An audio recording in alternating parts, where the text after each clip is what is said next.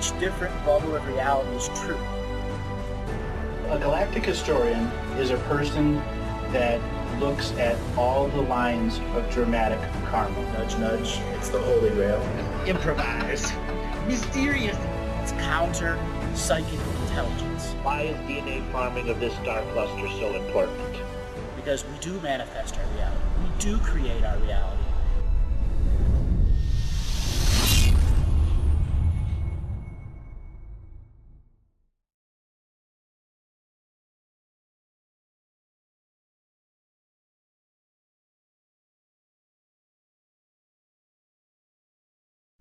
So yeah, speaking of toxicity, you were mentioning how our guts and our stomachs and our basically our bodies, which you call the DNA skin suit technology, how it's been affected, how this technology that we are living in has been affected. I mean, when we have a human that is calibrated to its fullest potential without a bunch of injections in it, without disalignments in the skeletal and muscular structure, without belief systems that are actually keeping them prisoners of their own mind through worry and fear and shame, blame, guilt, self-judgment, judgment on others.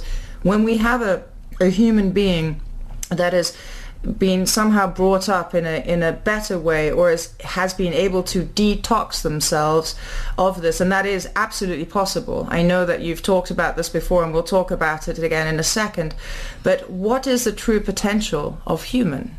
What is the true potential of our DNA technology skin suit? I mean, we hear of these people doing remote view, Ed Dames, the kill shot. I mean, hundreds and thousands of people are remote viewing. Hundreds and thousands of people are now animal communicators or ghost hunters. What do you see in the records of our technology that is our skin suit? What have you read? What do you see? What is our full potential?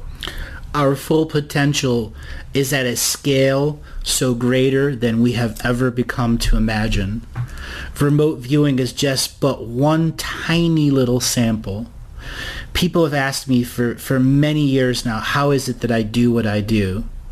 And my answer to them, there's a part of me in the past, a part of me in the future, a part of me in the North Pole, and a part of me in the South Pole. I have acknowledged that I'm a multidimensional, multifunctional, photonic being of light that does not have to agree to time. Toxicity is how you are disconnected from no time and allowing yourself to live in the environment where we all share the dirty energy underwear.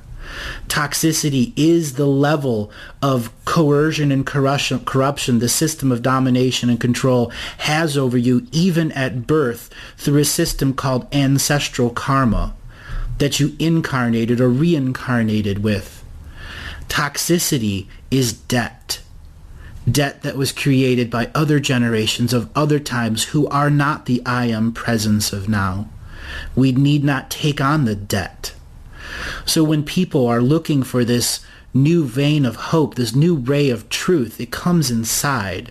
And for the true human potential to be understood, we must conquer our own spiritual toxicity, our own physical toxicity, our own social toxicity, and our technological toxicity.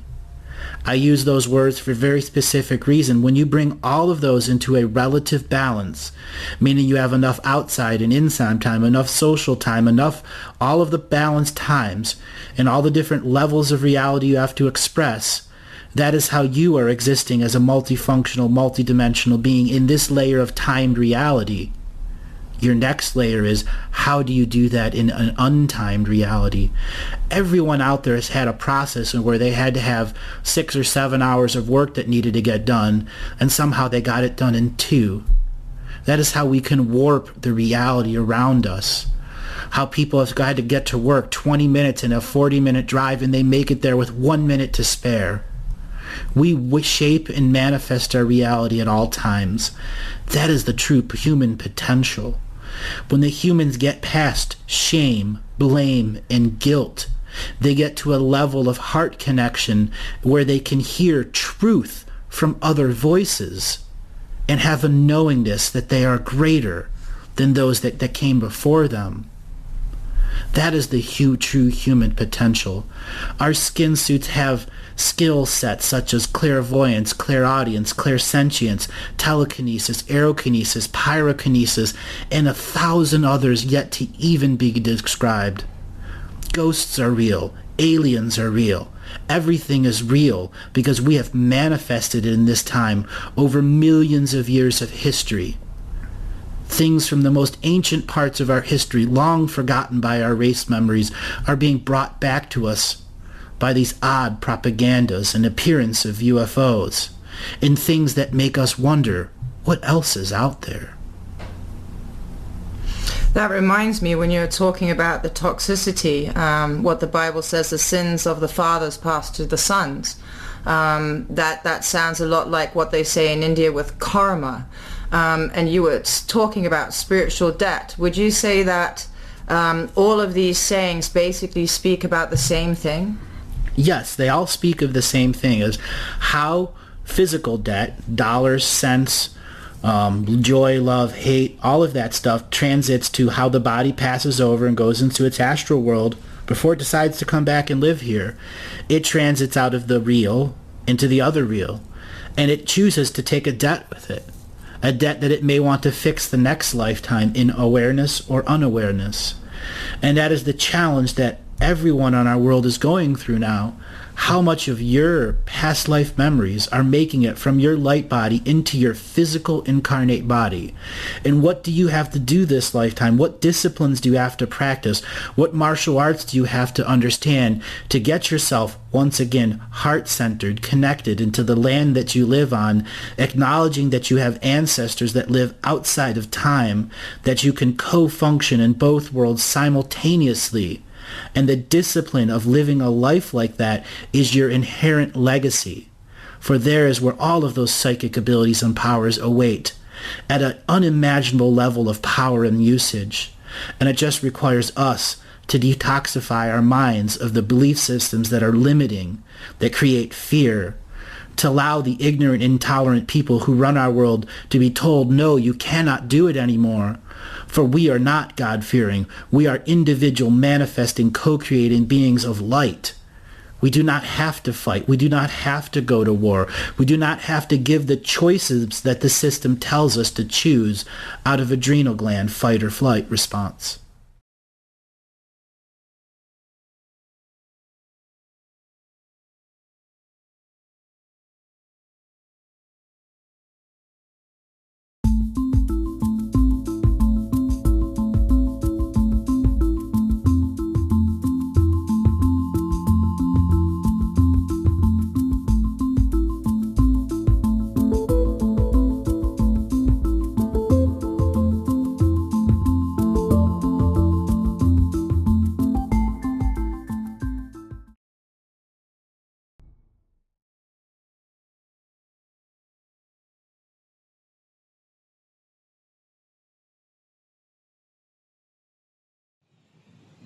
Andrew? Yes. I wanted to mention, you had asked me something else about what else I had picked up from the shows. Mm-hmm. Caller that talked about methadone. Yep. Yeah. Mm-hmm. Yeah. I do a whole special show just on the drug industry, that just on recovery addiction industry. Well, I wanted to mention, if you need somebody to be a witness and talk about their experience, I'll be glad to do that. Yeah. I thought about parading a bunch of people that I've helped, but I don't want to parade. Yeah, well, I'm not saying I want to be in a parade either. No, it was me. It was me being a zealot is what it was. Yeah, but no, if you need somebody who wants to share their experience, mm-hmm. and Well, thank you. I think what I'm going to do is just dedicate that show to that and talk about, and I'll just make a speech for it. Because yeah, I see the post addiction effects and how it's changed, especially my ability to really relax. Mm-hmm. Well, that was done. It's, when they chose methadone, they chose it on purpose. It's an insidious drug. Yes, it is. Well, I've still got the audios of us talking about drugs and that gang. That gang. Uh-huh. MS-13. Do you know about that, Annette? There was No. Andrew just pulled up an article one day, and it was a pretty hidden article, and it was about this bust of this big gang throughout the military in the US, all the US. That was Trump's tightening the immigration, busted this big drug syndicate, and And it was military? There was a gang called MS-13. They are the ones that took over the Bloods, the Crips, all the major gangs in the major areas. I've heard of them. Yeah. And then they got into the army also. Major influx into the army. Whoa. Major. They were so bad that the army had to begin doing background checks to see if people were MS-13 related. Oh my God. What did this happen? They took over whole sections of the army and looted arms and munitions and weapons and everything. Oh my God. What, now, Transports, yes, made their own little fiefdoms. was this related to the Afghan opium fields? No, this was about control itself, making an infrastructure of control itself. But some of it had to do with the opium poppy fields, but mostly it was about MS-13 making its fiefdom and kingdom sovereign. Whoa. Unbeatable. They had members that were captains and sergeants and, higher ranking people who were able to take over whole bases. So I assume doing this, they were smuggling the drugs around the world through the military. Prostitutes, everything you could think of. Wow. Right. Has that made national media? Yeah, they've talked. Even 60 Minutes did a big special on MS-13 in late 2007, 2008, talking about the influx into the military and so on and so forth. Wow. Right.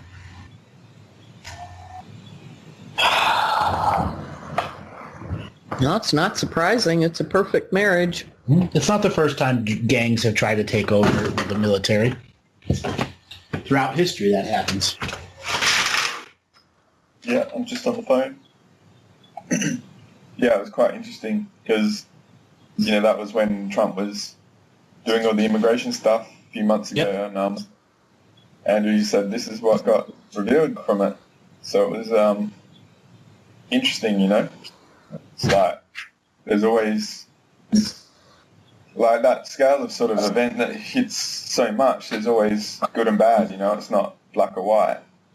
So it was just something that got revealed. I found it interesting, and that's where we started. We talked about drugs and cocaine and, the Iran-Contra sort of feeding the energy of the secret space program being built under Mexico. That's what the whole drugs were. So something else about the drugs. Do I have permission? I do. As Bigfoot howls in the background. Oh? I haven't heard him for a while. And it's kind of strange. 8:50 at night. You just heard of Bigfoot? Oh yeah, I hear him about every 3-4 months. And sometimes for 5-6 weeks he'll be close. Where I live, I'm surrounded by cows, llamas, horses, and, four-legged things. Yeah. Yeah. I mean, there's more four-legged things within 1,500 yards of me than humans, like 6,000 or 7,000 four-legged things, kind of, Very big herd. So they like to assemble in those areas. They make friendships. Yeah. I got to the end of my street. There's this one cow. And when they switch fields out, I'm telling you, this cow is an oracle. That cow's an Cow talks and talks. That's one mystical cow. I love it. I love it. So yeah, he's howling deep in the background. He's probably 3-4 miles away. So have you made friends with the Bigfoot? I talk to him every now and then, but they do their own thing here. So this area is real weird for them. Real weird. There's a lot of hunters here, so when they come here, it's generally because they're on some kind of like personal mission. What would a personal mission consist of?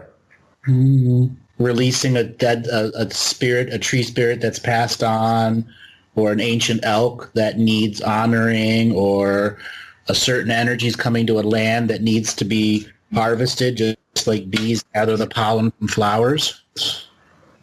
Interesting. Well, they do serve a function in nature. Now, where did the Bigfoot come from? Bigfoot land. Ha, ha, ha, ha. I mean, but they're not, they didn't, I know, they didn't originate here on Earth, though, correct?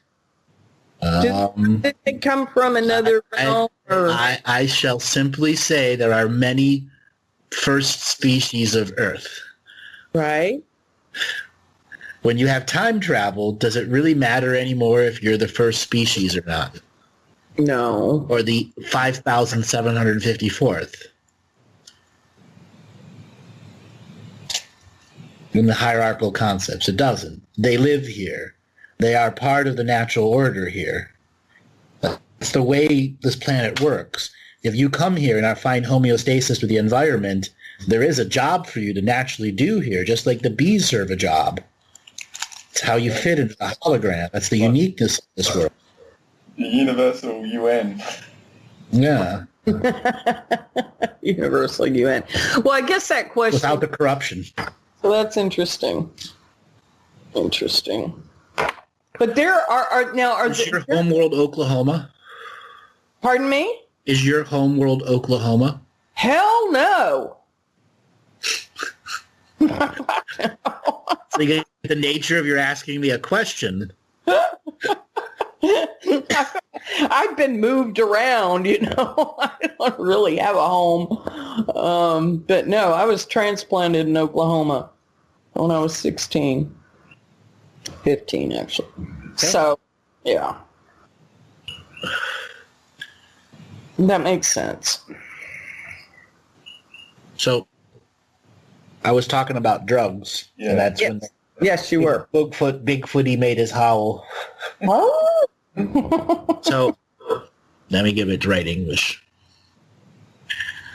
Modern pharmacology is taking crib notes from ancient alchemy. Ancient alchemy was about controlling, when used in the negative, was used about controlling the population and putting stuff in the water to dumb them down, such as adding mercury and quicksilver and having, wine jars made out of lead and actually adding lead to wine as the sample of ice because it would cool it down. Okay? Alchemy and the pharmacology industry are their own hidden esoteric to science transmutation process that is using spiritual knowledge and ancient knowledge to harm a society. Yeah. Okay. Now, there are aspects of pharmacology that are using synthesized drugs, and there are certain synthesized drugs that are in the major staple foods, such as the sugar addictive stuff that they have in there. That was known about millions of years ago. Okay? We're not the first addicted society at all. It's long-standing in our history. Yeah. Okay? Long-standing in our history. And obviously the poisoning of the food supply and water supply is too. As ancient as there were people that figured it out, you could do it.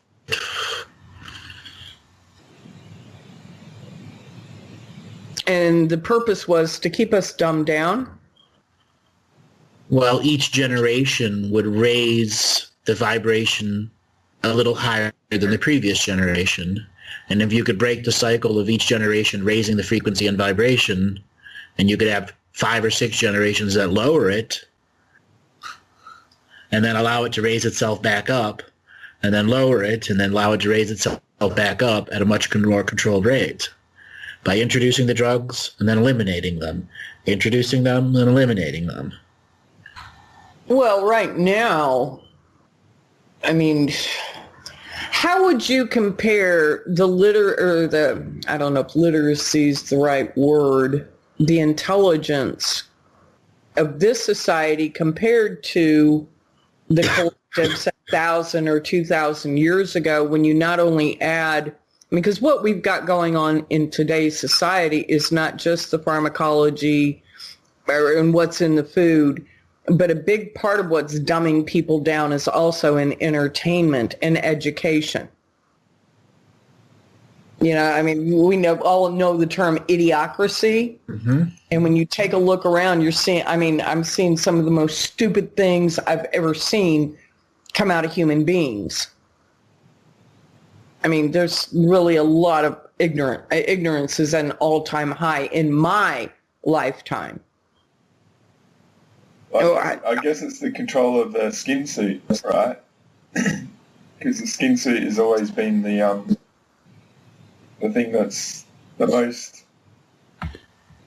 Well, you put a lot of focus on the skin suit, so what you put into it controls the outcome for the consciousness in it as well, you know? So,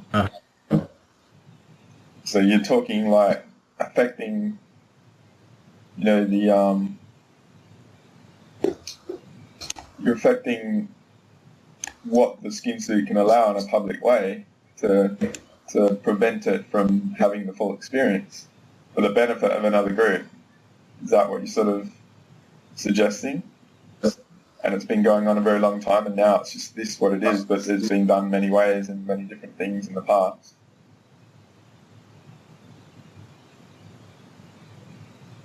Here's a statement for you that's right from Wikipedia. Here's methamphetamine. Yeah. Yeah, I'm reading. Now let me give you a real fast history lesson.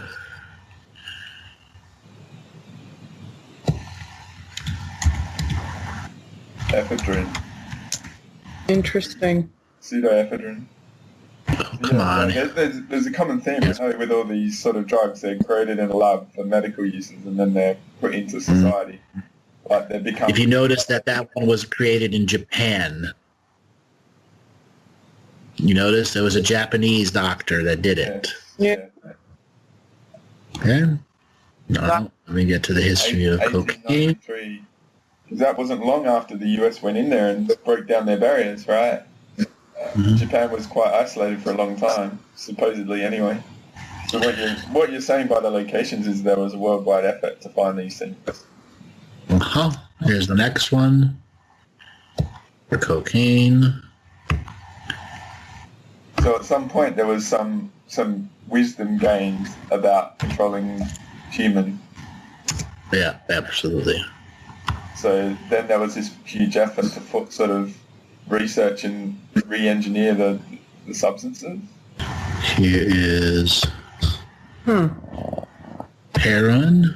Whoa, I didn't realize it goes back that far. 3,400 BC? Now, what was the other one? Cocaine, heroin, methamphetamine, snuff. So this one, there was snuff was old tobacco, was smokeless tobacco, which was as bad as heroin. All right, here's a good one. Well, the interesting thing about this is the awareness of solutions to pain, but they didn't use it in some of the wars. Like the Civil War and stuff. In 17th century in Russia, Tsar Michael Ferdovich executes anyone with whom tobacco is found. Tsar Alexei Milochov rules that anyone caught with tobacco should be tortured until they gave up the name of the supplier. Oh. So that is snuff. That is smokeless tobacco. So snuff, tobacco. Now, you got to realize snuff was also mixed with cocaine and heroin. Oh, my God. So there's snuff. I didn't know tobacco was introduced by Columbus into Europe. So in 200 years, it made its way to Russia, and then they banned it. Mm-hmm. Hold on. So that's snuff. I'm trying to remember the other one they used. Laudanum, but that's poppy. I'm pretty sure laudanum is poppy. I saw the laudanum up there. I didn't know it went all the way back to 1525. Yeah. Yeah, it's an opium tincture. Yeah, I thought that was more like an 1800s drug. Ooh, it was ancient. Yeah, I didn't know it goes back that far. So here's laudanum. Well, what's interesting about what they say in 5000 BC was about the opium, it had nothing to do with pain. It was the meaning of joy and rejoicing. It was the euphoria, seems what was the appeal then. I think it said the same thing about the seeds, too. Oh, here we go. Sigmund Freud treats his depression with cocaine. Yep, cigars with cocaine, as much as an ounce of cocaine per cigar. Oh, Pure. crap! Smoking it. Oh, my God. Shit, smoking it. Oh, Jesus. Oh. So there's sort of a pattern. There's a substance found, and it's introduced, and then it has an effect on civilization, then it's banned.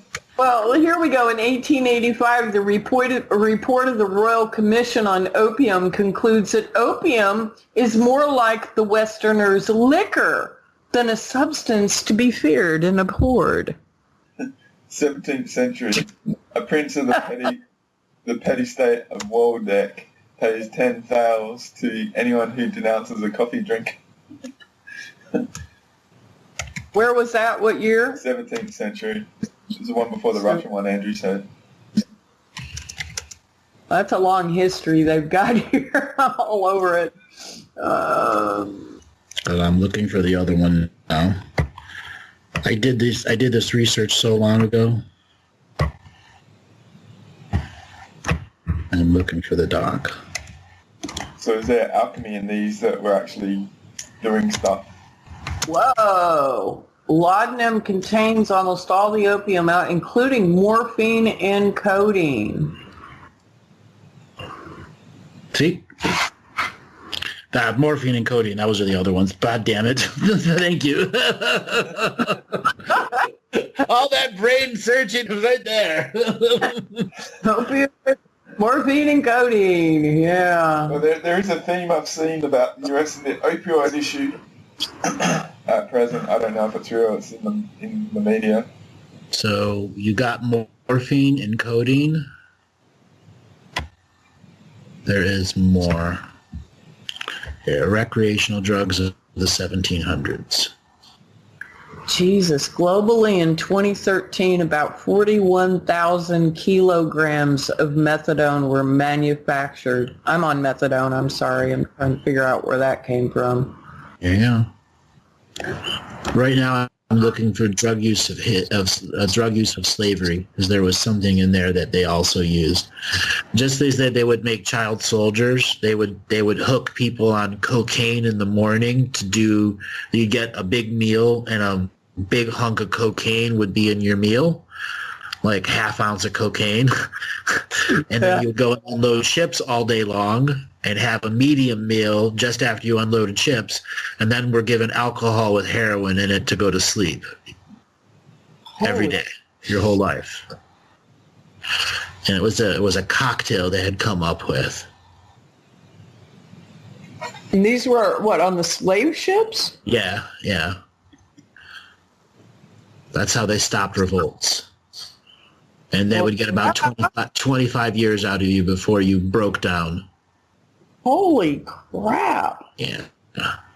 By God, if you left the ship You don't want to leave the ship because you don't get your drugs anymore. And then you go into, oh, man. Yep. That's an interesting little prison. That is a major part of many people's 1100s and on. There were different drugs before the 1100s. Opium is ancient, but there were other ways of using opium and then uppers to do work. Yeah. Other uppers, okay, other than cocaine. So, imagine how fast your body burns out, and then you're on a super high salt diet. You can't see straight. You can't do anything. And the second you don't have your drugs, well, you're in withdrawals. Yeah, cocaine in the morning and heroin in the evening. Holy Jesus, that's a speedball life. That's a roller coaster ride. That's right. I shared a link about... And that's what their alchemists... Yeah. And that is what their alchemists were doing, is managing large herds of slaves by measuring and putting what was going in the food and in the water and in the alcohol. So it wasn't sort of bars and vents sort of prison. It was hooking them into a habit. Yep. And they never knew it. Yeah. Well, and it's interesting. They give them cocaine in the morning, which makes them work really hard, and then at night they give them the heroin and alcohol so that they go into that euphoric, relaxed stage. Well, you think about the drink Coca-Cola. It's like a drink that's full of energy. Yeah. Coca-Cola used to have cocaine in it. Yep. So it hooked half of America. Yeah, this is so interesting because it makes sense that drugs have been used for a long time. It's just not something that's spoken of in a historical reference. That link I gave at the bottom is a pretty good chronology of stuff as well. Haitian uprising. Jesus. Makes total sense.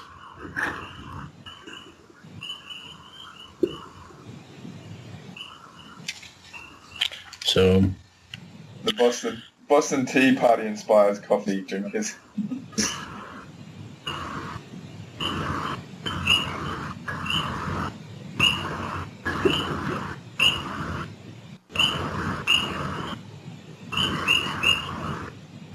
all right, so it was another hallucinogen that wasn't psilocybin. Amanita muscaria mushroom, I think that's what it was. The red cap with the white dots is... Yeah, that's what it was. So it would be alcohol with Amanita muscaria in the evening. Oh my God. Yeah.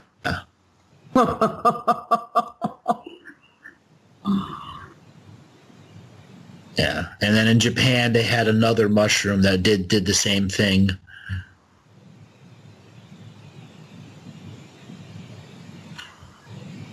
Well, no, they weren't mixing. This was a completely different deal. They weren't mixing the opiates with the hallucinogens, were they? No. So they had some other things. So this is where slavery was about breeding in captivity too. So they were using sexual enhancement stuff because many of the slaves were what? Sex slaves too. It wasn't just unloading ships that were under that control. You had, three shifts, of sex slaves in the major port cities. 200,000 to 400,000 people in a city. You could easily have 50,000 sex slaves a day, 3 shifts a day. The huge history when they started bringing people into the cities. Yeah. This is ancient. This is repetitive karma. So the sex slave industry is slavery and those that do it willingly. Okay? Here's an article that says turned Spice Girls into sex slaves. Right. They had the drugs in it. I know what you mean. Right. So making sex slaves was very important. The same thing that made sex slaves made warriors. It's the same thing they did to the warriors, except they refined the alchemy that was coming to them, and the training was different. Okay? Everything was salted to the shit because they had no refrigeration. Yeah. Everything was alcohol because you couldn't drink the water. Why? Because their shit was going in the water, creating typhoid. Oh.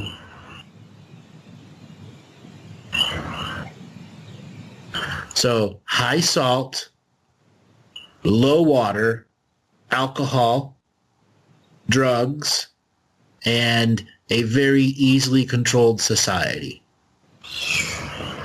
Okay?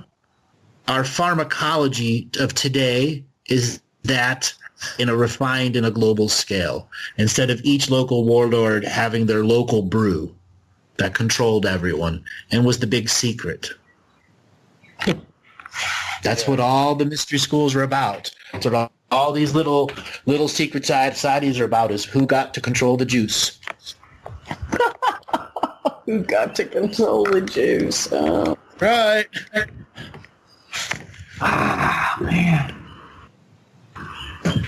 Drugs are just as much a part of esoteric processes as, that was the 60s word synonymous to awakening the world. Okay? Drugs are an ancient history in us. Yeah. You talk about the Incan runners having concoctions of high like nutrition and all sorts of substances to make them run like 100 miles or 200 miles a day, Right. So then there are other organizations like the runners, the Incan runners. Now, I had a number of readings I did on Reinventure into reality shows where I talked about the runners and the special brew they would take.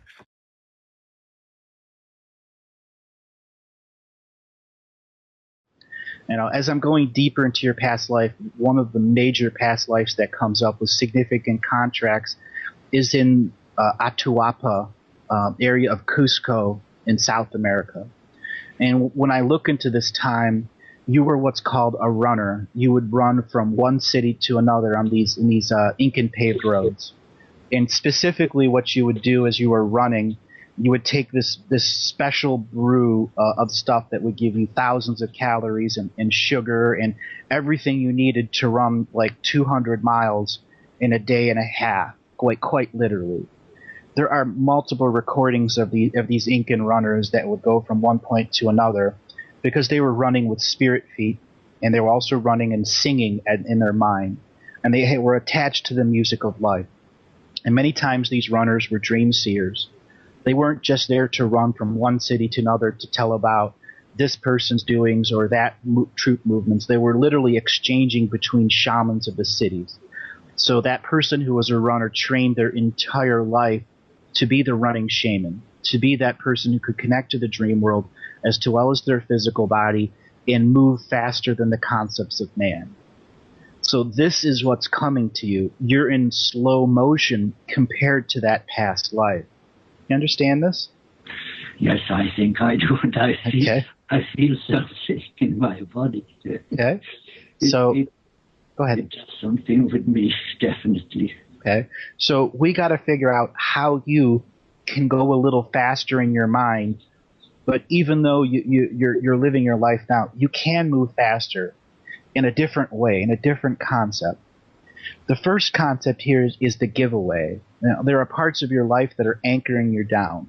It's like when a boat's in a harbor and it throws out 2 anchors instead of 1 because the waves break a little heavier in the harbor, as well as they don't want the ship going around in circles, so it's anchored horizontally and vertically.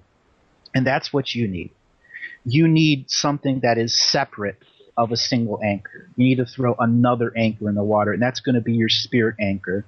That is going to be based off of the prayers you want to express to yourself about moving faster. So it's going to call for a time where you say, Thomas of the past, present, and the future, Please listen to my prayers so I may understand the position in my life, so I may have direction to run at my full pace. And then you'll need to create more of that. And you're going to want to say these prayers before you go to bed and right after you wake up. Because it's in your dream time you are experiencing this very high-speed energy, very high-speed visions. And your physical mind and body are having a tough time interpreting them because they go by at very much a fast-forward pace. So you have to take up the control of life and hit slow, because that's literally what you're experiencing now. You're connecting to this dreamtime runner between city and city who experiences the world very fast. Now, the next distinct purpose here is to know that the runner, the Incan runner that was in you, was a runner in other lifetimes, in other concepts. I can go right back into the time where many of the tribes were invading Greece and Italy and beginning to get their revenge. And that was simply because they had taken up thousands of years of brutality from the Roman Empire or any of the other empires that were there before. And your soul was running, as a soul this time, you were running and telling one army's movement to another army's movement and one army's movement to another army's movement. But at the same time, you also were telling about the wounded and where the wounded were being retreated to. And you come to a point in this past life where you saw so many wounded, you stopped running for the armies. And then you just simply started walking away from the war, walking towards the other lands and back to the Silk Road and into the Himalayas, until finally you couldn't walk no more. And there you are in the highest mountains of the highest part of the world, surrounded by an almost desolation of mountains. And that's where your spirit brothers found you, and then took you into a home and taught you the process of chanting with the monks that lived in the high mountains. They had heard your call long ago, heard your pain of war, and brought you in and began to teach you the music of the monks of the Himalayas. Have you ever heard their chanting? Some of my best friends are living up there. We have made beautiful film about one of the rituals, and finally could give it out to the public with all the blessings of His Holiness the Dalai Lama. That's wonderful. So this is deeply connecting to you, isn't it? I can sense your tears. It's too beautiful what you're telling me, because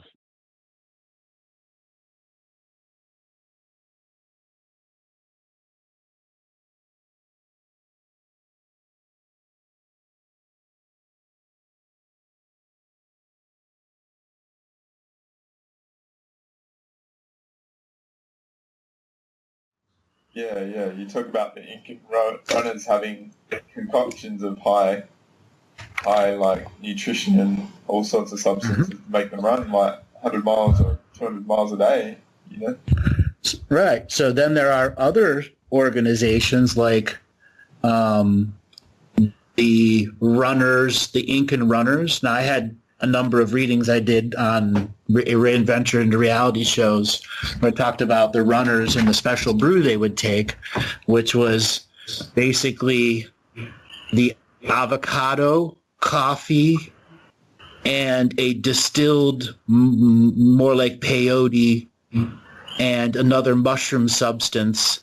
And it was like a 20,000 calorie, like thick hot chocolate they would drink. Yeah. And and they could run 300 to 400 miles at like 30 to 40 kilometers an hour. Whoa. And they would, that was their, as soon as they were born, they were given their first dose within hours of being born. And every day since that, born more and more and more and more, microdosing them so that their reality was different for them. So these were microdoses? Yes. So when you started microdosing a child at a young age, you can form their reality. Microdosing at the same time. That's the key every morning. Interesting. That's how we will change this world too. But it's like a civilization using a substance and all that for the betterment, I would venture to say every single illness and sickness can be cured with positive motivation and microdosing over a period of 6 to 10 weeks, no matter what ailment there is. If you truly understand how to microdose.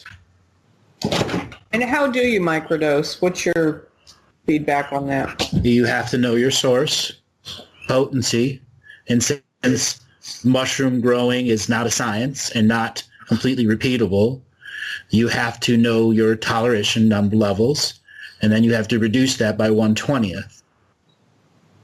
So what is a normal trip for you? And reduce it by 1/20th. And then you take that 1/20th over a period of every day, at the morning preferably, at the same time or at some point. So your body gets on a cycle of dealing with that energy and creating patterns that have more and more cyclical patterns to them. So it's a super, super, super subtle, long trip. Now, what the Incan runners were doing was knowledge of alchemy in lineages that would also enhance people remembering who they were in a previous life. You could get a kid to trip his ass off after a while, and you can get him to figure out who you were in a past life. And they would know it, and they'd get it.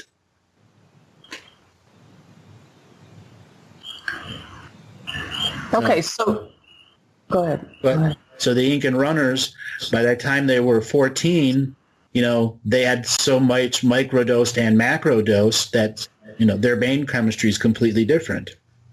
So they could run 300 to 400 miles a day at speeds unheard of. And they would build these special shoes that were their own version of magic that allowed them to have grip and slide at the same time, from their ability to have their consciousness in their feet, and then learn to teleport between spaces. Because the roads were, in their belief system, energy pathways, just like we have cables. And as soon as you reach a certain consciousness speed, you could be encapsulated into that road and fade out and come out where you needed to, because you had been running those roads since you could walk, tripping your ass off. Tripping your ass off. Did they have access to past lives when they did it as well? Like past life awareness? The shaman they would trigger them with oral stories and histories. Yeah. That's the oral historians were so important. Yeah. Because remember, the soul does come through as a frequency, and since families and lineages were small or sometimes big, depending on the type of the clan size,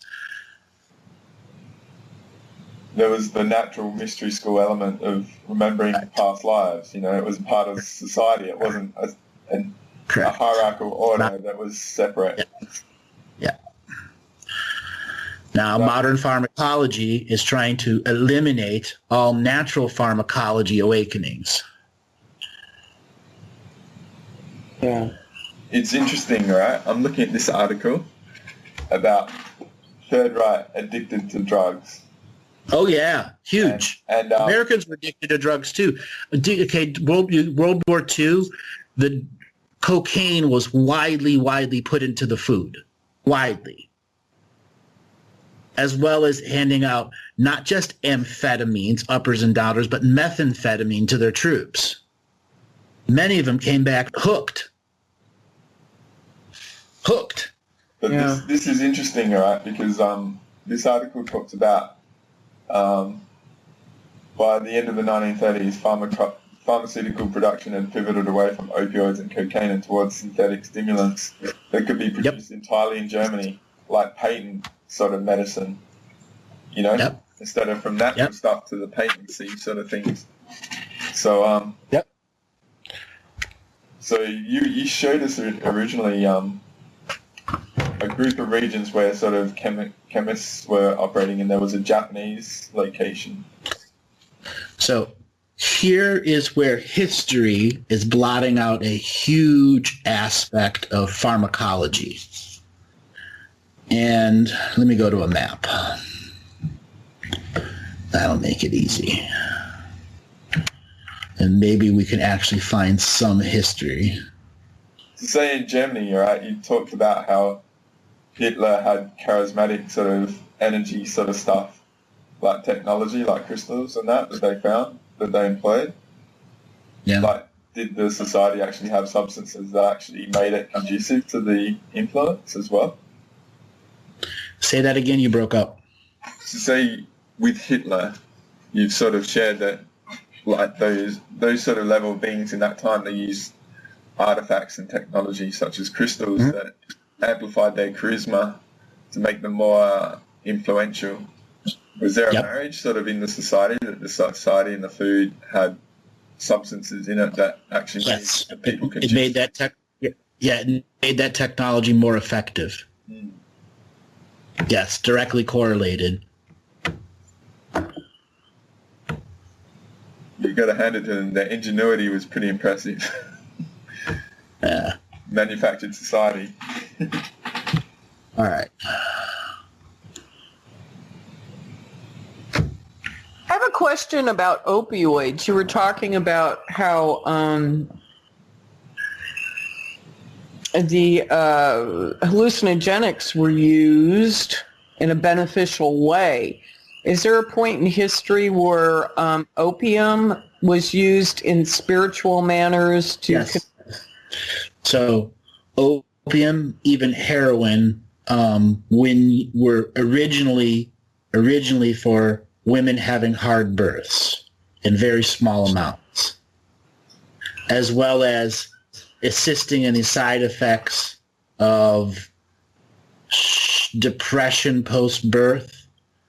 And then also it had other aspects of medical usage depending on its refinedness level. Okay. So both opium and heroin were used to assist in difficult births, as well as wounds, pain relief for wounds. Right. It's not meant to hook them. See, it's the hooking of them that's an intention. So those have all had stuff that were needed, you know. So they all have their place. It's the abuse of them. Right. Now, there were other benefits to, let's say, opium when used, how do I put this, as part of a mass celebration. So opium, if is microdosed simultaneously everyone in a mass celebration of joy, it can greatly enhance the whole reality at an ungodly level. I get you. Well, yeah, it produces such a euphoria. Right. But when it's focused through an object of belief, it becomes potency and power. Therefore, it needed to be demonized and used as a weapon. Yeah, because there was an article, there was one of the things that you said that you posted here. Reads this, you pasted it. When the Spanish arrived in South America, most at first ignored Aboriginal claims that leaf gave them strength and energy and declared the practice of chewing the work of the devil. But after discovering that the legal claims were true, they legalized and taxed the leaf, taking 10% of the value of each crop. Where was it? It was something about them creating joy. It wasn't that one, but I'm reading this section. It must have been in this. But it was recognized that they created joy, and that's all that they mentioned. But you're taking it further, Andrew. You're saying there's a combined yes, like a unity factor when many people are on that, experiencing that joy from it. There's a power that's created, that's amplified that. When done in ceremony also, in empowered drinks, like you hear me talk about ancestral soups. Yeah. Imagine making an ancestral opium system that has all everyone's prayer belief in it. Yeah. And you're not putting enough in there to flip them out and addict them either. You're doing it on purpose, cyclically, yearly, for that process of great celebration. Yeah, because the thing is, like, you talk about basically the invasion of the 5800 local realities. So were these sort of substances by the indigenous that were wisdom that were handed down, such as were tools to maintain the reality on the other levels? They are exactly correct. So they banned the substances that gave them the avenue to get to the defense, which made them vulnerable. There you go. Interesting. So, yeah, it is. But what you're saying is that I don't know where you actually posted it, but it was mentioned joy, it creates joy. And that's probably the very first link I gave you. Or no, that's probably the very first quote, and that probably would have been, I don't remember. Let me look. But it was only referred to as joy from the history perspective. We think joy, whatever, but it's the observed state that creates the avenue for the defense and all that, because we're talking multidimensional here. They were totally aware of it. They knew what... So it was a matter of reverse engineering how the tribes worked, and then cutting them off at the knees, you know. That's right, taking the knowledge away. Because that's like the whole 19th century of North America's expanse of Western civilization. The whole theme about that was what I know, because I've done the Western Price and the indigenous cultures and stuff, was it was to invade the land and move the people onto a reservation and take them away from their harmonious existence with the land. And it was, they had all they were aware of all the plant species and their substances that they took, and they put them onto reservations and gave them coffee and bread. That's right. Well, that was a big thing, putting poppy into bread to get people addicted. Wow. So that was a common merchant domination tactic. Well, look how opium was used in China to control the Chinese. Yeah, I did a whole show on that with Andrew. The opium wars. Yeah. And that's ancient. And before opium, there was another drug. And before that, there was another drug. And before that, there was another drug. Plus, there was all the haunting and the intent, dark wizard sort of sacrificing stuff in the energy and the intent of the substance. So what? It went over the haunted. Because you were creating a cursed drug. That was an intention to be passed down to the future generations as a legacy of curse. I curse you, land, by creating this drug and making people make money off of it. Go ahead, Babylonian money curse. Whoa, we're empowering it. Yeah. Now, did you say recently in the show that I think it was just the other day, did you say something about people who get hooked on heroin are haunted? What was... The drug itself is haunted, and then, yes, eventually they are haunted, yes, because it's a stamp on it. Everyone's got a sigil on it, a curse. Yeah. Have you seen this image? I'll give you an image. And all the cocaine is haunted, too. All the methamphetamine is, too. So... Well, even stuff that the local guys cook is just as haunted because they're passing on because methamphetamine is all about ancestral resolution. So me, as a former heroin addict, and of course I've smoked plenty of crack at one point too, cocaine and heroin were probably, they're big in the music industry. So does that make me have issues or did I have or do I have haunting issues? Yes, and yes. Yes, and yes. Bam, bam, bam, bingo, you get the prize. That means you will have an affinity where those things will reach out to you because during those eras of those drugs, you really were completely unaware of what was working with you and how old it was. That's ultimately what heroin do is opening you up into a frequency where something can deeply feed off you or live vicariously through you. Yeah. Yeah, I sort of have a perception of, say, these drugs are like, a parasite has a particular substance in its bite that might nullify their bite, so you're not aware of it. So it creates the absence of awareness that you're being hooked into. I sent an image, right? Because Harry Oldfield, one guy I like, he's got Kirlian photography, and he talks in one of his lectures that I put up about a crack cocaine addict had he did in Kirlian, and you can see the entities on either side of her. I remember that one, yeah. Yeah, me too. Because they were talking about, like, she was talking that she had voices telling her to kill herself and shit like that, and it's like society just thinks she's crazy, nullify them with psychotropic drugs and put her in a bloody mental institution, and that's what society does to these sort of people. But they've got entities attached to them.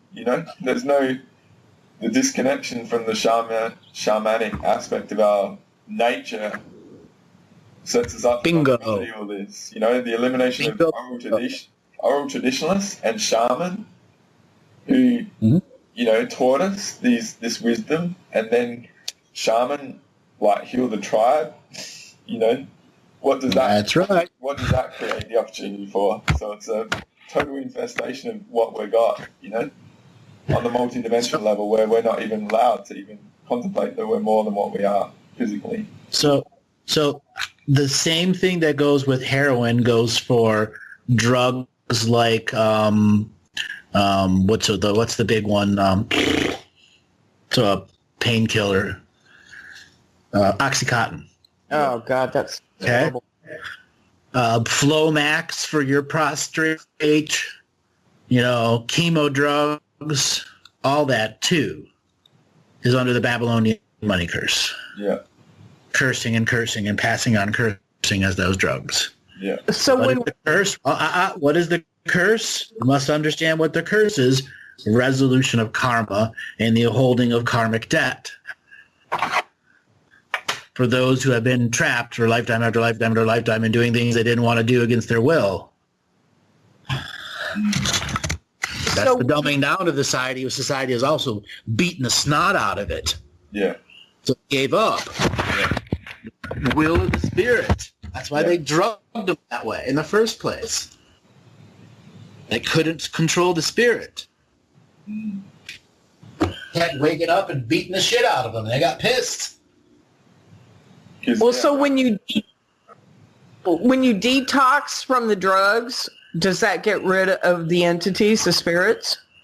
The physical ones, but it still leaves a impression that leaves an affinity for others to say, hey, you've been predated on. Let's see if you can stop me. Are you even aware? Yeah. And what is awareness? Something's in your field. Something's running you. Something's adding emotions to you. Am I going to let it do it, or I'm just going to,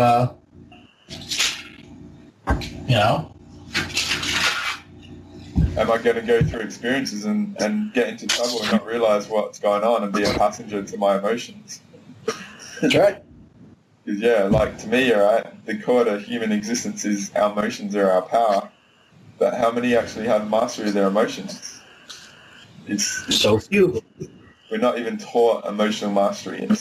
We watch all these things on TV, and it's I can watch sitcoms and I see that they display certain emotion types. There's a common theme in videos and movies and all that of displaying certain emotion outcomes relative to experience, and people are trained. It's they're trained. That's how we should behave. It's that's not what it is. It's just drama.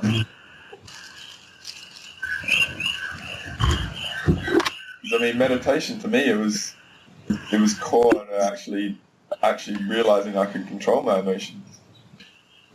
Meditation isn't a part of our society for the most part. It's not. I don't know what I'd be without having that hard training, meditation because I've gone through this path, and Andrew knows it, but it was pretty challenging in its own respect, but it taught me well. It's no point compromising yourself. That's right. It was a fundamental to next layers of potentials,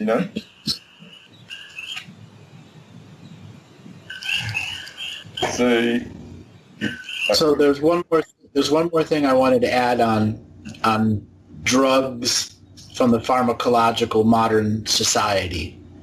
They're run by drug companies that have shareholders, that have stock, that factionalizes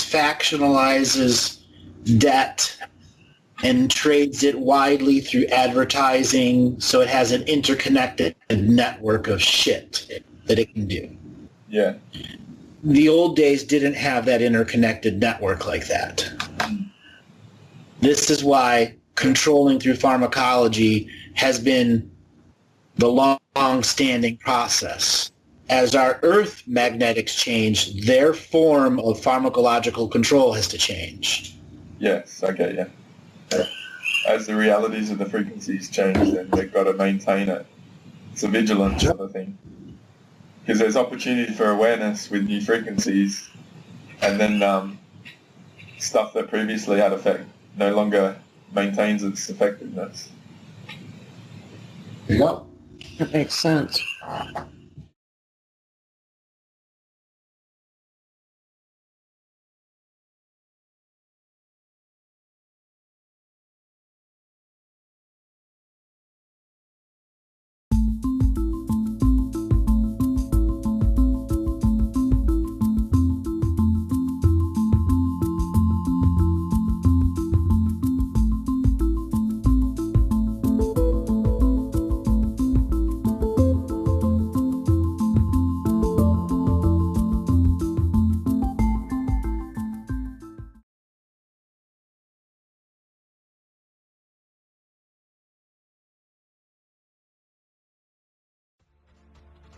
Is my relationships with men have been very, very difficult, and my recent boyfriend has been put in jail. I think this is part of my separation of densities. He is an addict, and but it's very difficult for me to let go of him. So I need to know how, if I take him back, if I don't take him back, how to set my boundaries. And then all these other men are coming into my environment, and really, like, just, I don't know what to do with it. I don't know where to go with this, and okay, the first those thing are my three questions. the first thing we're going to understand is the separation of densities. Is the second two questions you're asking about your child and the boyfriend and all that other stuff. Separation of densities means you make a choice. Do you operate in the dirty energy underworld, or do you operate with spiritual hygiene? And it marks a delineation moment where you make conscious application of the sacred moments to not bring dirty and energy into your environment, destructive energy into your environment. When you're dealing with a boyfriend that is an addict and coming back in your life, and a child, those don't mix. That's fire and water with gasoline thrown on top of it. It means you are in karmic retribution, or something is in karmic retribution to you. And you are the ones that makes the separation of densities, that makes the choice of where the energies have boundaries and where they do not have boundaries. Your child must have a great boundary. You must have a great boundary so that there is energy for your child. Mm-hmm. Okay. I would say that I definitely agree with Andrew over the boyfriend issues. To me, I look at it and I think it's not about what you should or shouldn't do, but more about what you will and won't do. I do think that you cannot release him emotionally or energetically at this moment. There seems to be something that you haven't finished with him yet. So as much as you will try and do a separation, I think it's going to be tough. I mean, obviously, physically, he's not with you, so that's one thing, but that doesn't mean that there is a separation necessarily. I think that you still have some time to go with him before you can properly release him. It's almost like you need to learn something from him first before you can let it go. And something will happen, and I would say it'll be in the next few months, where there's an incident where you just wake up one day and you say, you know what, that's it, enough, I'm done. And when that point comes, you can be released. But until that point comes, you're going to find it very difficult, and you will keep chastising yourself because you can't make that separation. But I would say to you, just don't be so hard on yourself. Some things that just have to play out first before you can get to the end that you want. Exactly. And one more thing to understand is the separation of densities is that self-creation as much as is the world creation. So people are looking for their like densities. Mm-hmm. And when you must do this softly and gently to yourself, otherwise you get tears in the energy and the fabric that's around you. Okay. How do you do it softly? Well, that's the first layer of understanding that in ancestral karma retribution, meaning you're stuck in a situation where these repetitive lifestyle habits are going over and over again. When I look at this is a longer-term karmic relationship between you, the environment that you're living in, ancestral karma, the DNA lineage that you've come in, and your mother and father, their mother and father, mother and father before them, imprinting into you a process of enslavement through this cultural heritage and society. These last 3 lifetimes that you've led, you've had issues with the last boyfriend. World War II, you were both in as part of the, how do I describe this? If you're familiar with what's called the Big Red One, and that's where you had a military force run by Patton and a resupply force that went way, way beyond its lines and was able to recapture parts of Germany long before it was expected. And you spent time on the roads with him and had essentially killed each other in the war instead of being killed by the enemy or whoever you were at war with. You killed each other over the price of a bottle of alcohol. Oh my gosh. In World War II. And before that, you were both involved in the American Civil War, both in the same family, both brothers, and one went to the north, one went to the south, and a few years later, you both ended up shooting each other in the same battle. Oh my gosh. Okay? So these are the types of repetitive patterns. Just the war has been taken out of it, and now it's the drugs that is the new war field. Mm-hmm. It's a chemical warfare now. Mm-hmm. So knowing that those are the habitual patterns, looking for that release moment, like Kathy was saying, can also come internally to you by looking at your memories with them, the good ones and the bad ones, and beginning to make the separation of densities by writing down the good memories and the bad memories in a column of pros and cons. And understand you can sum something up in the third density equation to know you must be done with it. Mm-hmm. Right. And the violence that he puts out, it must be because of this as well. Well, he's still in war mode, trying to bring you into war retribution. Mm-hmm. Right. I mean, okay, so drama is its own form of war. Right. Okay. So what about my daughter, Angelina Chameleon? What year was she born? She was 2005, May 15th. All right, May 15th, 2005. All right. She is currently manifested herself as an indigo child, but is going to rapidly change into a rainbow child, probably by the time she's 19, 20, right around in that area, where she's going to completely change as a being. Whatever you tried to imprint into her is going to 100% change when she reaches that age. Because she's going to go through a massive, massive spiritual awakening, because that's her time. That's her fuse that she's lit, where she'll make incredible relationships and make it to a level of fame, when I use the word fame, in the singing market. Yeah, she wants to be a rock star. Yes. Well, it's the market, I say, because it's more country music that she's going to end up singing. Uh-huh, yeah, she's a singer. Yeah. Well, there's other things here that she's going to have a lot of issues with her ankles this lifetime. The last lifetime she was in the 1970s and was wearing like 6-inch high heels and was driving a car and ran into a stop sign or something, and both her ankles were broken, and they ended up needing to be cut off in that lifetime, and she died within a very short time of that car accident. So she has that psychic trauma of dealing. So shoes and feet for her will be massive issues. Make sure she's grounded with good feet on the ground rules. Okay, yeah, I have a lot of scary dreams about her and death and stuff, so I'm wondering if I picked that up from that past life. No, because that was in a coma-based lifetime where she was in a coma in the 70s with the feet cut off. So it's other things that you're connecting into there, and that's the dream world that the child is dealing with right now. She's both dealing with the dream world of you and your ex, who's really, really haunted with the drug demons. Right. Okay. And it haunts her and my other child too, probably. Who cannot help it because she's at that age where she only knows love. Right. And that's just being abused at the most innocent layer. Okay. All right. I think you'll also find that she must be having, I don't think they're headaches, but they're there's something stuffy in her head. I think that also affects her sleep and her weight. I would imagine that she often reports that she's tired or can't concentrate. And to me, it's because she's got some sort of allergy to something in her environment. It's almost like a sinus headache. She has these circles under her eyes and allergies, and I cannot figure it out through holistic medicine or anything. I'd say it's almost something in her environment, and I'm just making this up, but it'd be something like the paint, the heavy metals that's used next door. Yeah, it's something. I give her clay, sacred clay and stuff. I should push that, huh? How old is she fully? 8. 2005. 8. Too young for her. Too young.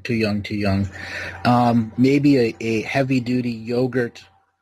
Because when you're doing detoxing kids at that age, it's extremely difficult. Yogurt and juice for 3 or 4 days where you want to alter the amount of protein she's going to have because she can get her protein from the yogurt and the juice. And that could go a long way. If to the yogurt you're able to add a pretty good amount of blue-green algae. Blue-green algae goes a very long way to absorbing heavy metals. Okay. Was she vaccinated?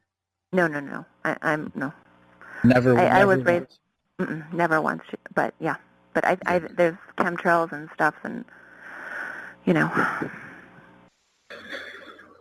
Be really careful that you don't know about secret vaccinations. Ask your school. Okay. All right. Right now I'm homeschooling, yeah. Yeah, you're homeschooling now. All right, good. There's just this energy about her that if a vaccination is going to come, it's going to cause serious issues. Right. Okay. Oh yeah, she's very sensitive. Okay. So I don't even know where to go with this. I have another daughter as well, but she's much stronger. And how old is she? She's 10. And right. She's Julietta Chameleon, and she's May 25th, 2007. And she's really strong compared to the other one. Well, she's the one that's protecting the other one right now, and eventually she's going to be entangled with all of those things that are going on there. I think from the most spiritual hygiene perspective that you need to take is a firm boundary between the entanglement of the adult mind that's caught up into a drug issue versus children who are in an innocent world and should not have those adult issues in any part of their seen or unseen life. Right. So I'm going to eliminate that. Yeah, absolutely. Absolute elimination, but it has to be gentle for you. Like we were saying in the beginning of the session, if it begins to tear out of you, you're also going to fall back into old habit patterns because you won't have his energy to use also because he was freely giving you all this crazy energy to do things. And that just puts you at a point where you're not going to have the available energy from him, and you're going to immediately have to go, where am I going to take it from? I can't take it from my children. This is where faith and spiritual locomotion of self-healing and self-prayer is absolutely key of getting you through these moments. Okay. Also, with your older daughter, I would say that if you have some spare time, I'd focus creative writing with her. I think she's got an amazing talent there. She just doesn't know how to unleash it because I can see her writing some amazing stuff, which will be well received and will also create financial abundance with her if she wants to go that route. So that's something I would definitely foster in her. Okay. And one more thing, when it comes to the writing prospect, it's in your DNA to be a writer also. Maybe even looking to a concept of becoming somebody that's a copywriter or going to college for that. Right. I have all my old journals from my entire life and all my journeys. I'm going to put them into a book. There you go. Yeah. See? Definitely do it. Definitely do it. Well, your daughter's carrying that skill also, and maybe that's something you can use in a creative way to use those stories to create protection for them too. Yeah, I'm really concerned about them in this environment. I live up in the mountains away from all of the matrix as much as possible, and I'm very protective over them, and I wonder sometimes, am I too protective over them? Yes. Yes. Okay. Yes. Every mother is too protective. You just can't stop it, but you can understand that there becomes abusive habit patterns. And that's what does the most damage to children. And with men, now that I'm single again, I'm open, and since I'm so spiritually activated, I just feel like all these men kind of like are drawn to that, and I really don't know how to feel them out. How do I develop that ability? Well, you got to understand, you got to tune the new radar to not somebody that is broken, right? To not somebody that has not done the due diligence work, to not somebody that doesn't understand what spiritual cleanliness. Doesn't matter what method or discipline or operations that they use, they just have to have it ingrained in themselves before they meet you. You cannot be the one that teaches them. Okay. You cannot take on another project. Right. Also, I would say that you need to really think about rebalancing yourself. Possibly this is not a great time to be looking at things like that because your senses are not clear. I would probably suggest that you maybe spend another few months just rebalancing, seeing where you are, properly look at all the opportunities that come up, because your inclination is that you will get over-exuberant. And once you're over-exuberant, then you will also become jaded in the way you look at things. And it's very possible that you may miss a gem because somebody who's very exciting takes it's like having a flashy diamond in front of you versus a nice comfy blanket. Sometimes the flash and the bling distract you from what really it is that you're after. So when I look at your energy, I think at the moment and the few upcoming months, there's a lot of flashy all around you. It's exciting and fun, yes, but not necessarily really what you're looking for. Right. I very much agree. And another layer on it, be very aware of glamour. And glamour is something that both men and women can use in a sensual energy and a sexual expression that has no actual mechanical ending, that lures you into a process of over-fantasizing and dreaming about that individual. It's important that you maintain that sovereign side and not fall to the glamour.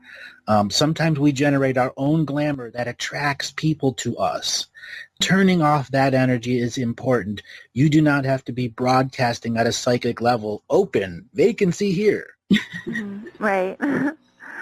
Yeah, I know. Maybe it's time to broadcast psychically closed for maintenance, self-healing.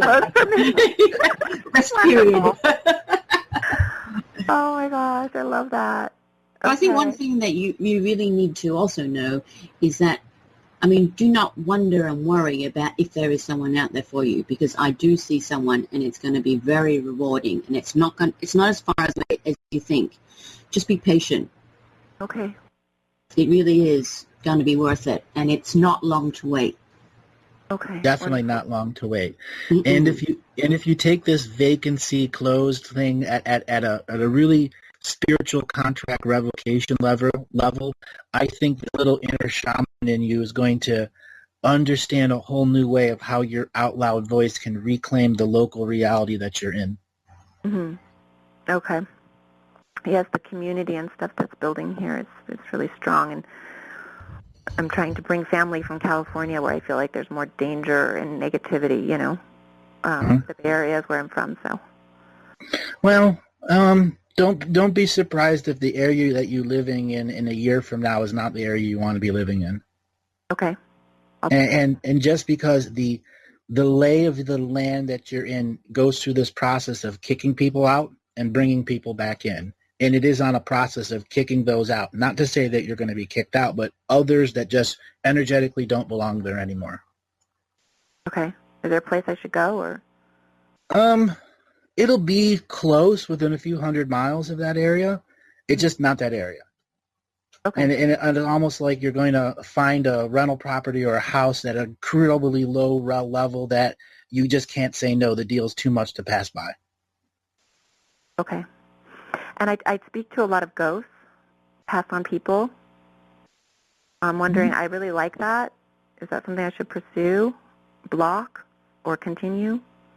Block for right now, because that is all coming from the drug energy, and the drug energy is the medium in which entities can attach to you or anything that's in 1 degree of separation of you. And you're in the process of separation of densities, dealing with with out-of-bodied or disincorporate entities is not something that you should be doing. Is it something you can do in the distant future when you've adapted spiritual cleanliness for yourself and your children?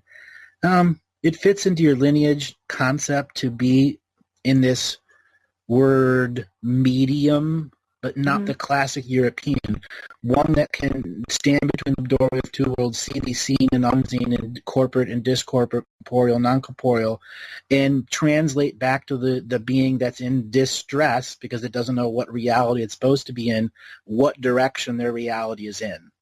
Mm-hmm. Okay. Okay.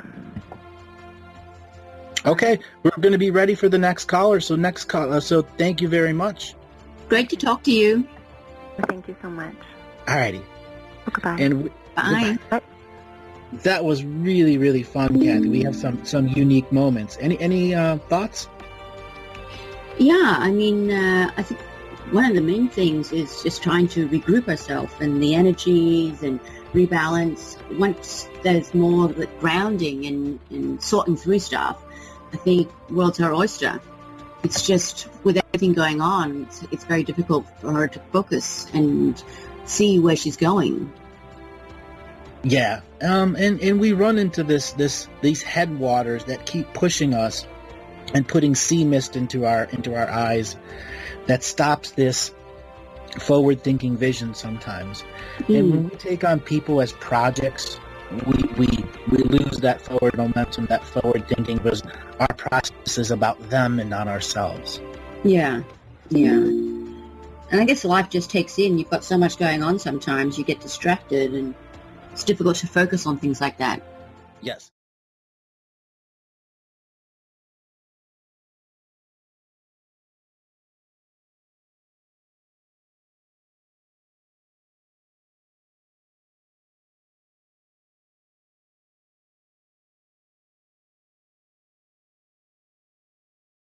All right. So I'm going to take a break from doing the Q&A, and I'm going to go into a different stream read of an energy for a little bit. Let people see a different side of the world here. So I'm going to just ask everybody to sit back and relax for a little bit. And I'm going to do a little bit of raw contract revocation so people can take something and really alchemize energies with it.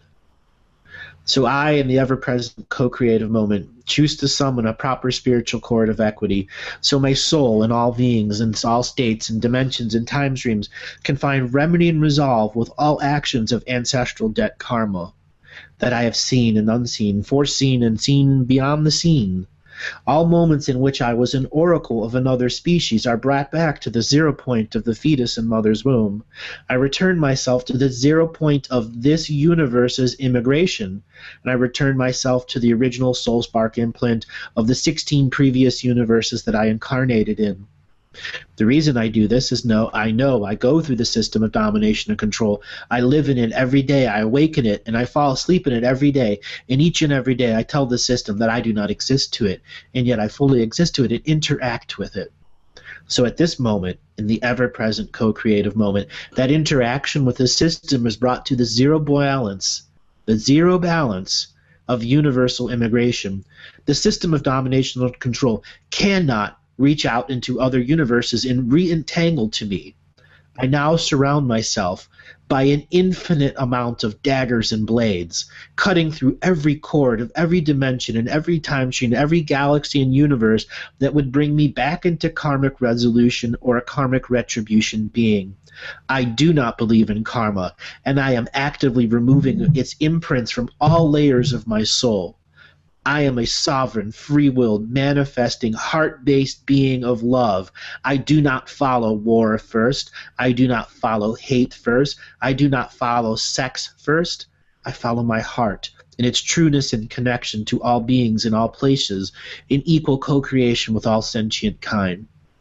I ask that the ancestors of Earth, past, present, and future, come to a point where the separation of densities is so great that the beings of the now come the awakened beings of the future, so that these things known as this cumulative word of event or disclosure comes to path with peace in my soul, so I may see those moments that karma couldn't be let go because the soul chewed upon it so much. But the soul does not need to chew. The soul is love. We do not need to be chewing on those beef jerky moments of a life. We take this moment to ask every single being in all dimensions and time streams that are ancestral witnesses in the neutral perspective to begin to sing with us in unity, in harmony, creation and co-creation. For we are all the same, global beings of dreams.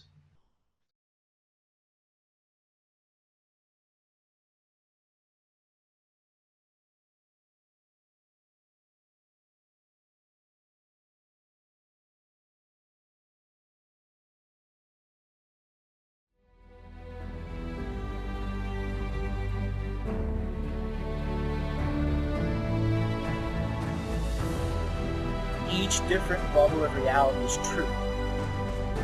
A galactic historian is a person that looks at all the lines of dramatic karma. Nudge, nudge. It's the Holy Grail. Improvise. Mysterious. It's counter psychic intelligence. Why is DNA farming of this star cluster so important? Because we do manifest our reality. We do create our reality.